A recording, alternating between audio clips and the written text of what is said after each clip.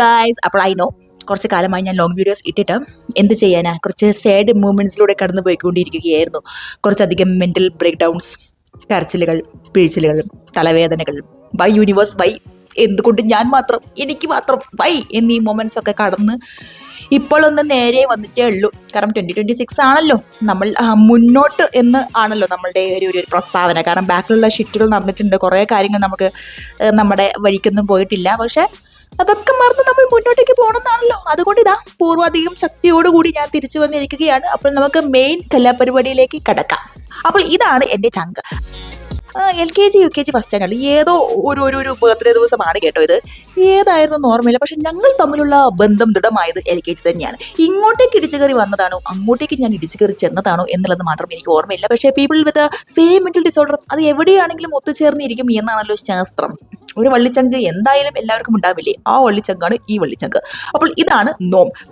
അപ്പം ഞങ്ങളുടെ തോട്ട സൈഡിലേക്ക് നീങ്ങി കഴിഞ്ഞാൽ ഒരു ചിമുട്ടയെ കണ്ടോ കേക്ക് നോക്കി വിതുമ്പുന്നത്, അതാണ് എൻ്റെ ചങ്കിൻ്റെ cousin AKA the bride Aruna Menon, Ammu എന്ന് വിളിക്കും. അപ്പോൾ പണ്ട് മുതലേയുള്ള ഒരു കൊളാബറേഷൻ ആയിരുന്നു കേട്ടോ. അപ്പോൾ അതാണ് ഇപ്പോൾ ഇതാ കല്യാണം കഴിക്കാൻ പോകുന്നത്. ഓ മൈ ഗോഡ് ഇത് കണ്ടില്ലേ, രാധി അതായത് എൻ്റെ ചങ്ക് എന്നോട് വിളിച്ച് പറഞ്ഞത്, അതേ അമ്മു കല്യാണം കഴിക്കാൻ പോട്ടെ പെട്ടെന്ന് തന്നെ ഉണ്ടാവും എന്ന് പറഞ്ഞപ്പോൾ ഈ എക്സ്പ്രഷൻ കണ്ടില്ലേ, ഈ എക്സ്പ്രഷൻ തന്നെയായിരുന്നു എനിക്ക് അപ്പോഴും. വാട്ട്, ഈ ചിമുട്ട, ഈ വാവക്കുട്ടി ഇതാണോ കല്യാണം കഴിക്കാൻ പോകുന്നത്? Oh my God. അല്ല പാട്ടുകാരില്ല, എല്ലാ ചുമട്ടുകളും കല്യാണം കഴിച്ച് പോകുന്നുണ്ട്. ഇപ്പോൾ ഇവിടെയുള്ള ഒരാൾ കൂടി എൻഗേജ്മെൻ്റ് ഒക്കെ കഴിഞ്ഞിരിക്കുകയാണല്ലോ, ഇവിടെ തന്നെ കല്യാണം ഉണ്ടാവുമായിരിക്കും. നമ്മൾ മാത്രമാണ് ഇങ്ങനെ ഇരിക്കുന്നത്. ഞാനിപ്പോൾ ആരുടെക്കൊക്കെയോ അമ്മായി, മേമ, വല്യമ്മ, ചെറിയമ്മ, കൊച്ചമ്മ, ആരൊക്കെയൊക്കെയോ ഞാൻ ആയിട്ടുണ്ട്. ആണ്ടി, സത്യം പറഞ്ഞാൽ ആണ്ടി അത് തന്നെയാണ് സംഭവം. ജനറേഷനും നെക്സ്റ്റ് ജനറേഷനും അതിൻ്റെ നെക്സ്റ്റ് ജനറേഷനും വരെ ഉണ്ടായി കഴിഞ്ഞിരിക്കുകയാണ് ഇപ്പോൾ. എന്ത് ചെയ്യാനല്ലേ. ഓ മൈ ഗോഡ്, നെഗറ്റിവിറ്റി പോട്ടെ എല്ലാം പോട്ടെ. അപ്പോൾ നമുക്ക് കാര്യങ്ങളിലേക്ക് കടക്കാം. അപ്പോൾ എൻ്റെ ചങ്ക് രാധി ലണ്ടനിൽ നിന്ന് കല്യാണത്തിൻ്റെ കുറച്ച് ദിവസം മുന്നേ ആട്ടോ എത്തുന്നത്. അപ്പോൾ ആൾക്ക് കുറേ പരിപാടി ചെയ്യാനുണ്ടായിരുന്നു. സംഗീതൻ്റെ ഡ്രസ്സ് എടുക്കാനുണ്ടായിരുന്നു, പിന്നെ ബ്ലൗസ് സ്റ്റിച്ച് ചെയ്യാനുണ്ടായിരുന്നു, അങ്ങനെ ഓരോരോ പരിപാടികൾ. അപ്പോൾ ആൾ ഓടുന്നു, കൂടെ ഞാൻ ഓടുന്നു. ഇതൊക്കെ ഞാൻ എന്താ വ്ളോഗ് എടുക്കാൻ ഞാൻ മറന്നങ്ങോട്ട് പോയി. നേച്ചർ ഇപ്പോഴും എനിക്ക് മനസ്സിലാകുന്നില്ല. കുറച്ച് വ്ളോഗൊക്കെ എടുത്ത് കുത്തിക്കയറ്റാനുണ്ട് എന്നുള്ളത്. അവിടെ ക്യാമറ അങ്ങോട്ട് ഓണാക്കാൻ മറന്നു പോകുന്നു. എനിവേ അങ്ങനത്തെ കുറേ കാര്യങ്ങളൊക്കെ ചെയ്ത് കഴിഞ്ഞു. അപ്പോൾ ഞങ്ങൾ മെഹന്തി ഇട്ടിട്ടുണ്ടായിരുന്നു. അപ്പോൾ ഗോകുലത്തിൽ നിന്നാണ് മെഹന്തി ഇട്ടത്. അവിടുത്തെ ഒരു കണ്ടിട്ടുണ്ടാവും ഗോകുലം മോളിൽ ഒരു മനുഷ്യനോട് ഇരിക്കുന്നുണ്ട്, ഫുഡ് കോർട്ടിൻ്റെ താഴെയായിട്ട്. നല്ല ഒരു ആർട്ടിസ്റ്റിക് കഴിവുകളുള്ള നല്ലൊരു മനുഷ്യൻ. 100-200 ആണെന്ന് തോന്നുന്നു ഒരു സൈഡ് ഇടാൻ വേണ്ടിയിട്ട് ചെറിയൊരു പ്രൊമോ കൊടുത്തതാണ്. നല്ലൊരു മനുഷ്യനാണ്. അപ്പോൾ നിങ്ങൾ പോവുകയാണെങ്കിൽ ഒന്ന് ഓക്കെ, ശരി. അപ്പോൾ അതൊക്കെ നൈസായിട്ടുണ്ടായിരുന്നു. അപ്പോൾ ഞാൻ ആളിടുന്ന കണ്ടിട്ട് എനിക്ക് വളരെ എന്താ പറയുക, ഒരു കൊതി തൊരയൊക്കെ വന്നിട്ട് ഞാനും ഈ ഒരു കയ്യിൽ ഇട്ടിട്ടൊക്കെ ഉണ്ടായിരുന്നു കേട്ടോ. അപ്പം അത് കഴിഞ്ഞിട്ട് തിരിച്ച് വീട്ടിലെത്തിയപ്പോഴാണ് ഞാൻ മനസ്സിലാക്കുന്നത് ഞാൻ സംഗീത ഡ്രസ്സൊന്നും എടുത്തിട്ടില്ല എന്നുള്ളത്. ബ്രൈഡ് പ്രത്യേകിച്ച് പറഞ്ഞിരുന്നു, ഡ്രസ് കോഡ് എന്ന് പറയുന്നത് തിളങ്ങുന്ന എന്തെങ്കിലുമൊക്കെ ഇട്ടോട്ട് വരണം, അല്ലെങ്കിൽ ആ പ്രശ്നത്തേക്ക് വരണ്ട എന്നുള്ളത്. പിന്നെ ഞാനങ്ങോട്ട് ബാലുശ്ശേരി ടൗണിലേക്ക് ഓടി. അവിടുത്തെ കടകളൊക്കെ നിരങ്ങിയിട്ടാണ് ഒരു ഡ്രസ്സ് അങ്ങോട്ട് കിട്ടിയത്. കുറച്ചൊരു സിമ്പിൾ സാധനം, പക്ഷേ എന്നാലും തിളക്കമുള്ള ഒരു സാധനം കിട്ടിയിട്ട് ഒന്ന് നിർവധി അടങ്ങിയത് കേട്ടോ. അങ്ങനെ സംഗീത ദിവസം എത്തിയിരിക്കുകയാണ്. ഞാൻ ഒരുങ്ങിയിട്ട് എൻ്റെ ചങ്കിൻ്റെ വീട്ടിലേക്ക് പോയി. ആളിപ്പോഴും ഓട്ടത്തിലായിരുന്നു. ഓരോരോ സ്ഥലത്ത് പോയി ഓരോന്നൊക്കെ ചെയ്ത് അവസാനം വളരെയധികം ക്ഷീണിച്ചാണ് കയറി വന്നത്. അങ്ങനെ കുറേ ഫുഡൊക്കെ അടിച്ച് വെറും ലൈറ്റായിട്ട് കുറച്ച് ഫുഡൊക്കെ അടിച്ചിട്ട് നമ്മൾ പോയിരിക്കുകയാണ് പാർലറിലേക്ക്.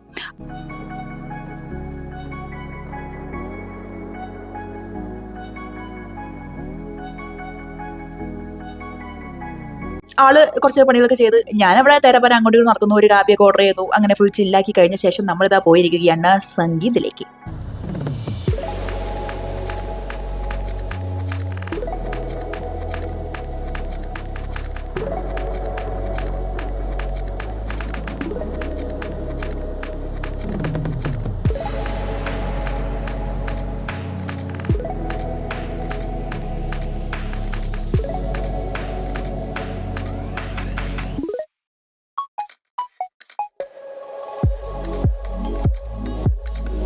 അപ്പം ഞാനവിടുത്തെ ഭംഗിയൊക്കെ ആസ്വദിച്ച് ലേശം നാരങ്ങവെള്ളം കുടിച്ചൊരു മൂലയ്ക്ക് ഇരിക്കുമ്പോഴാണ് അറിയുന്നത് പരിപാടി തുടങ്ങി എന്നുള്ളത് കേട്ടോ. അപ്പം ബ്രൈഡിൻ്റെ ഒരു എൻട്രി ഡാൻസ് ഒക്കെ ഉണ്ടായിരുന്നു, അതങ്ങോട്ട് മിസ്സായിപ്പോയി. ഐ ആം സോറി അമ്മോ, കിട്ടിയില്ല വീഡിയോയിൽ. അതുപോലെ തന്നെ ഗെയിമും പകുതി ഇങ്ങോട്ട് തുടങ്ങിയിട്ടുണ്ടായിരുന്നു കേട്ടോ.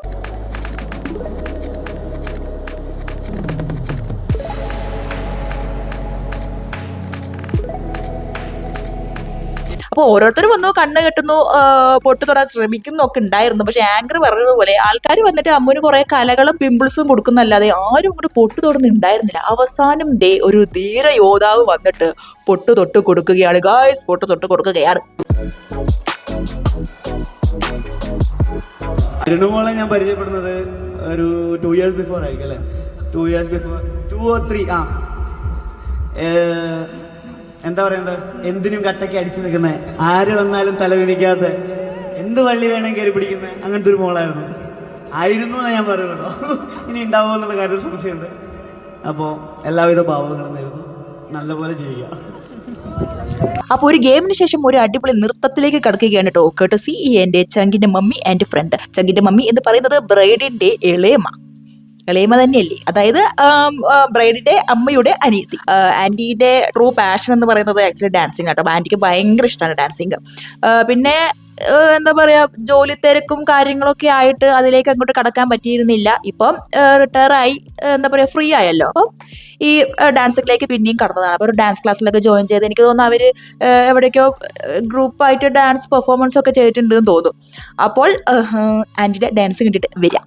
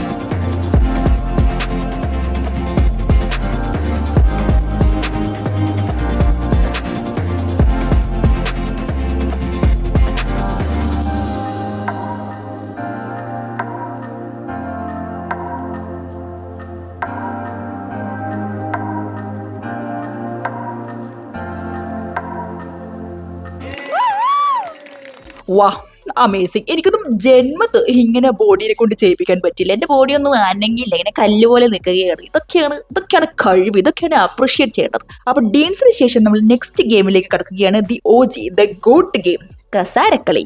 ആദ്യം വന്നത് ഗേൾസ് ടീം. അതിലെനിക്ക് ആന്റി ജയിക്കണം എന്നായിരുന്നു ആഗ്രഹം. പക്ഷേ വിധിയുടെ വിളയാട്ടം അത് സാധിച്ചില്ല. പക്ഷെ കുഴപ്പമില്ല, ആഫ്റ്റർ റൗണ്ട്സ് ഓഫ് റൗണ്ട് ബ്രൈഡിന്റെ അമ്മ തന്നെയാണ് ജയിച്ചിട്ടുള്ളത്. അപ്പോൾ അത് കണ്ടപ്പോൾ സന്തോഷമായി. അടുത്തത് വരുന്നത് ബോയ്സ് ടീം. 1 minute നമുക്ക് എല്ലാവരും ഒന്ന് പരിചയപ്പെടാം, എന്നിട്ട് ഹലോ, ഞാൻ ചന്ദൻ, അരുണയുടെ സിസ്റ്റർ. ഞാൻ പ്രദീപ് കുമാർ, അരുണയുടെ അച്ഛനാണ്. അതിലെനിക്ക് ബ്രൈഡിന്റെ സിസ്റ്ററോ അച്ഛനോ ജയിക്കണം എന്നായിരുന്നു ആഗ്രഹം. പക്ഷെ അതും സാധിച്ചില്ല. ഇനി ഞാനാണോ ജൂനിയർ മാൻഡ്രേക്ക് എന്നെനിക്ക് നല്ല ഡൗട്ട് ഉണ്ട് കേട്ടോ. ഇങ്ങനെ വിചാരിച്ചവരൊന്നും ജയിക്കുന്നില്ല. പക്ഷെ കുഴപ്പമില്ല, അതിൽ നിന്ന് 2 പേരാണ് എടുത്തത്. അത് എനിക്ക് തോന്നുന്നത് ഡിസൈഡ് ചെയ്യാൻ പറ്റാത്തത് കൊണ്ട്. അത് കഴിഞ്ഞ് the final showdown, girls team വിന്നറും ബോയ്സ് ടീം വിന്നേഴ്സും തമ്മിലാണ് അടുത്ത കസാരക്കളി കേട്ടോ. വാശിയേറിയ പോരാട്ടം, നിരവധി ടാക്ടിക്കൽ മൂവ്സിനു ശേഷം ദ വിന്നർ ഈസ്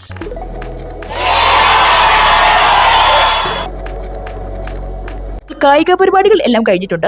ഇനി കലാപരിപാടികൾ, മെയിൻ കലാപരിപാടികളായ ഡീൻസ് പെർഫോമൻസിലേക്ക് കടക്കുകയാണ്. അപ്പോൾ ചറപ്പറ അടിപൊളി ഡാൻസ് ആണ് ഞാൻ നിങ്ങളുടെ മുന്നിലേക്ക് അവതരിപ്പിക്കാൻ പോകുന്നത്. ബാക്കിൽ ഇരിക്കുന്നവരുടെയും സൈഡിലിരിക്കുന്നവരുടെയും എല്ലാവരുടെയും തെറിവിളികൾ കേട്ട് വളരെയധികം സാഹസികമായി ഷൂട്ട് ചെയ്തെടുത്ത ഡാൻസ് പരിപാടികളാണ്. അപ്പോൾ നിങ്ങൾ എന്തായാലും മൊത്തം ഇരുന്ന് കണ്ടിട്ട് വരിക.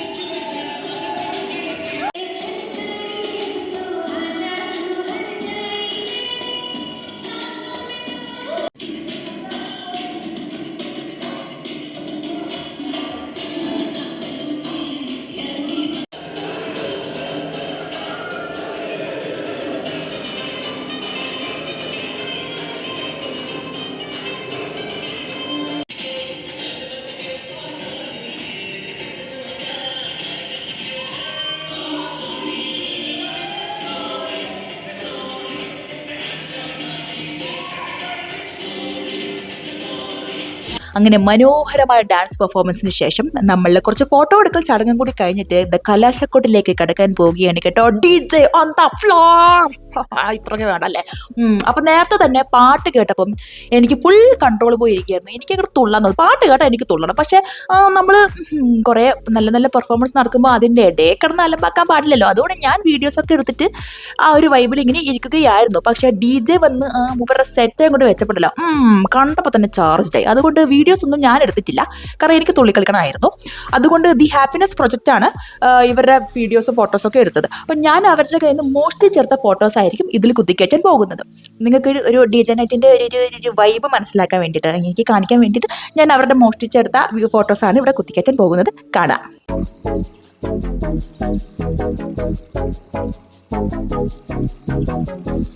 എനിക്ക് കുറച്ചു നേരം ശ്വാസം എടുക്കാൻ പറ്റിയിരുന്നില്ല. തുള്ളി കളിക്കുന്ന സമയത്ത് നിർത്താതെ തുള്ളി കളിച്ചുകൊണ്ടിരിക്കുകയായിരുന്നു. ഇത് കണ്ടില്ല, ഇതായിരുന്നു എൻ്റെ കോലം.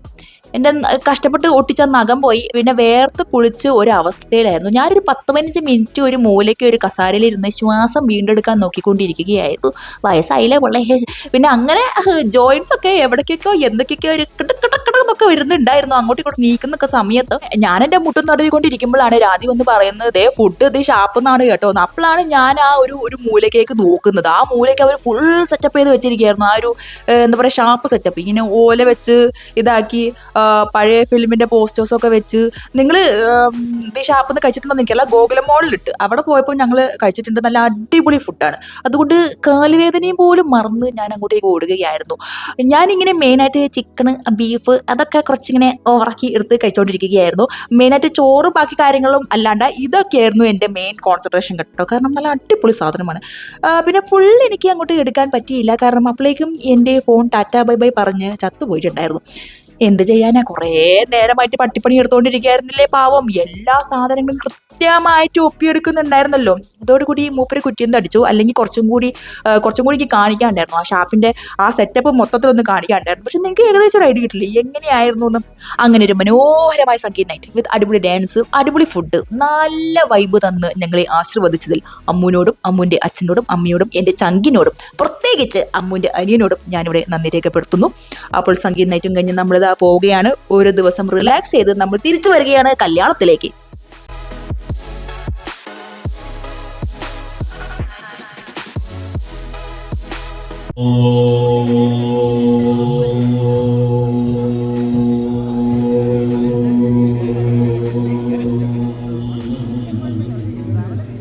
ഞാനിങ്ങനെ സാരിയൊക്കെ വലിച്ചു കിട്ടി എങ്ങനെയൊക്കെ കൂടി ആശീർവാദത്തിൽ എത്തിയിട്ടുണ്ട്.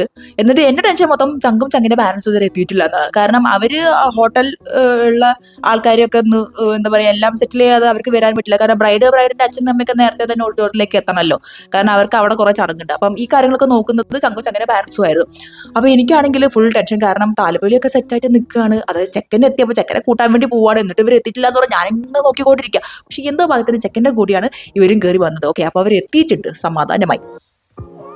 പിന്നെ എൻ്റെ അടുത്ത ടെൻഷൻ എൻ്റെ ചങ്കിന് താലം കിട്ടുമോ എന്നായിരുന്നു. കാരണം കുറച്ച് ലേറ്റ് ആയിട്ടുള്ള വന്നത്. അപ്പം ഞാൻ ഇങ്ങനെ വിചാരിക്കുന്നുണ്ടായിരുന്നു എവിടെന്നെങ്കിലും ഒരു എക്സ്ട്രാ താലം ഉണ്ടായിരുന്നെങ്കിൽ എന്നുള്ളത്. പക്ഷേ എക്സ്ട്രാ താലം കിട്ടിയില്ല. എന്നാലും അമ്മൂടെ ഫ്രണ്ട് സെറി സ്വന്തം താലം സാക്രിഫൈസ് ചെയ്ത് രാധിക്ക് കൊടുത്തിട്ടുണ്ട്.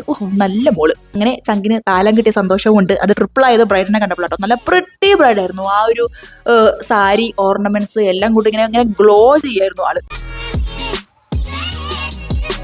അങ്ങനെ ആ ശുഭമുഹൂർത്തം വന്നിരിക്കുകയാണ്, താലികെട്ട് മുഹൂർത്തം.